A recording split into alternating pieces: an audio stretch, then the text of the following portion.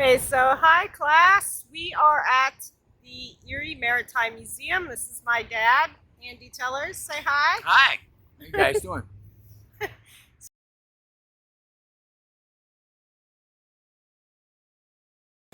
Okay, here is the War of 1812.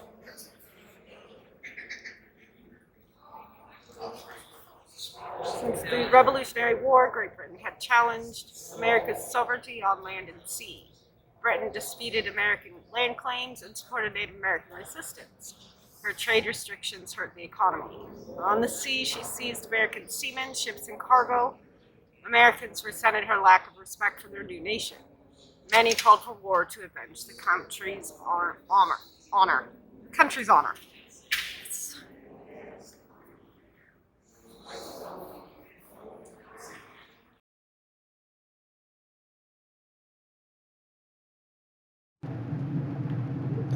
The powers that be.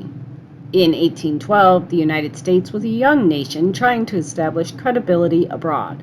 Foreign and domestic policies were determined by a president and Congress elected by the American people.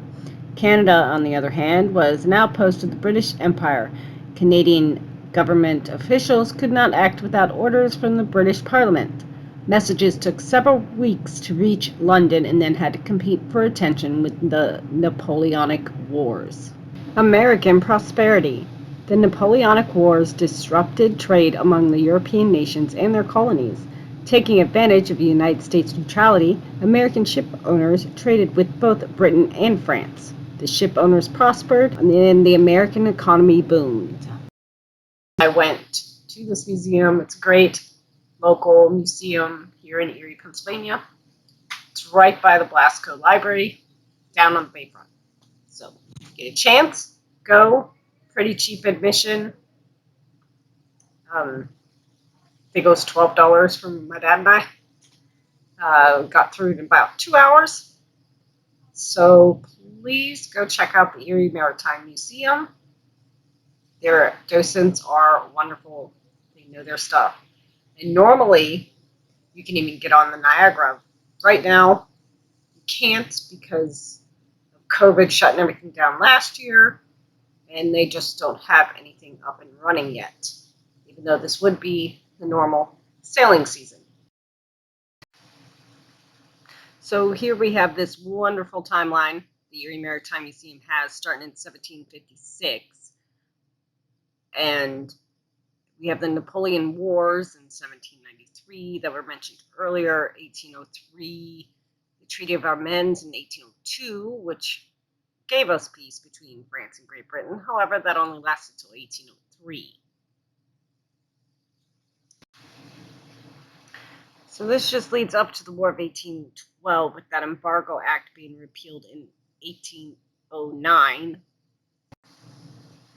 And this timeline ends at 1812 when we declared war against Great Britain on June 18th. This was essentially America's second declaration of independence, or the second independence war from Great Britain. And we were still significantly outnumbered, as you can see in this image. United States on the left there, Great Britain and Canada on the right.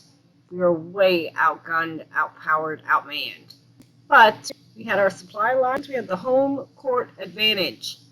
There's a huge exhibit, as you can see in my video, on the War of 1812, the Niagara. Later on, I'm going to do more of a video on the Niagara herself and the Wolverine, and a little more specific, more traditional of my videos on the War of 1812. Plus, there'll be another field trip coming soon.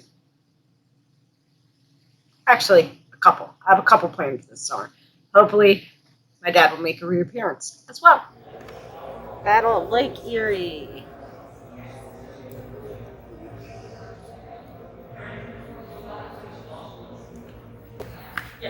Washington on fire.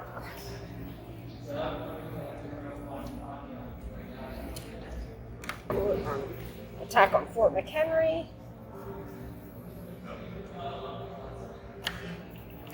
War is over. Was it 1814 or something? Yes, I believe it was 1814. But the fighting is not because this is New Orleans, No. where Andrew Jackson Wow, 2,000 British becomes a people hero. died, man. So thank you for joining me and my dad on this field trip. First one. I have planned for at least two or three more. 2 or 3 more this summer. So thank you so much for joining me. And remember, keep on learning. Bye.